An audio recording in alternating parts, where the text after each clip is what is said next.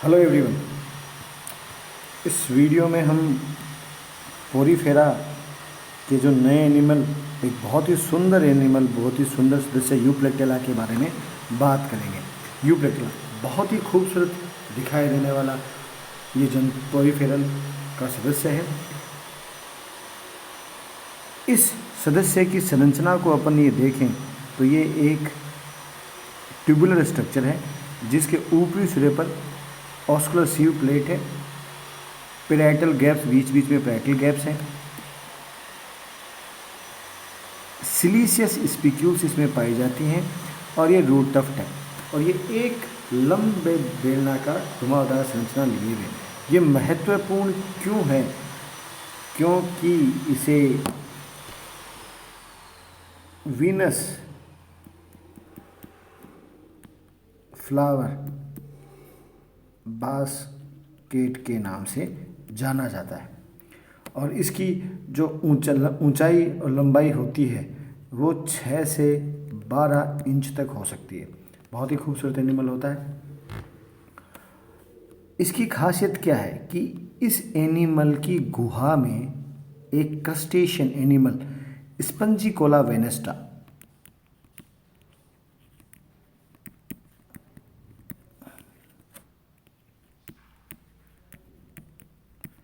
वेनेस्टा का एक जोड़ा जीवन पर्यंत सहभोजी के रूप में बंद रहता है।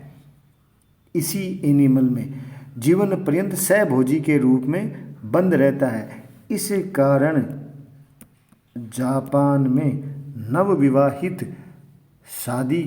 नवविवाहित जोड़ों को वीनस फ्लावर बास्केट या ल्यूकोसोलेनिया उपहार में देने का प्रचलन है। यह है परंपरा है। तो ये हमने बात की इसके बारे में कि ये दिखाई कैसा देता है।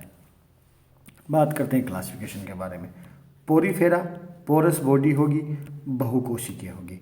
क्लास हेक्जेक्टिनिडा यानी हेक्जेक्टिनिडा 6 ट्राइएक्जोनिक सिलिका से बनी स्पिक्यूल्स होंगी। ऑर्डर हेक्सास्टोफोरा, कंटिकाएँ षटतारीय व तारे की आकृति के समान होंगे। जीनस यूप्लेक्टेला ये क्लासिफिकेशन हो गया इसका। अब हम इसके कैरेक्टर्स पढ़ते हैं। तो हमने कहा था इसे वीनस फ्लावर बास्केट कहा के नाम, सामान्य नाम से जाना जाता है। बहुधा ये प्रश्न पूछा जाता है भाई मैम में कि यूप्लेक्टेला का किस कॉमन नेम क्या है या वीनस फ्लावर बास्केट के नाम से किसको जाना जाता है। यह कॉम्पिटिटिव एग्जाम्स में भी आता है। इसकी ऊंचाई 6 से 12 इंच की लंबाई होती है। यह ग्लास स्पंज है। देह बेलनाकार व घुमावदार होती है। अग्र अंतस्थ भाग पर ओस्कुलम छलनी पाई जाती है। कंटिकाओं की बात करें तो कंटिकाएं सिलिका की बनी हुई 4 व 6 किरणों वाली अंतःकंकाल बनाती हैं। देह भित्ति सामान्य पिनेकोडर्म कोनोडर्म द्वारा बनी होती है जो स्पंजोसील को घेरे रहती है। नाल तंत्र साइकोनोड प्रकार का होता है। इसकी गुहा में अधिकतर, जो हमने कहा था, स्पंजिकोला वेनेस्टा क्रस्टेशियन एनिमल का एक जोड़ा सहभोजी के रूप में बंद रहता है। इसी कारण इसे जापान में शादियों में उपहार देने की परंपरा है।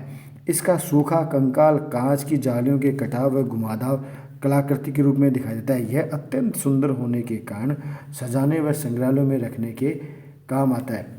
यह पूर्वी भागों के समुद्र के तल पर व्यापक पाया जाता है। ये इसके कैरेक्टर्स की बात होगी।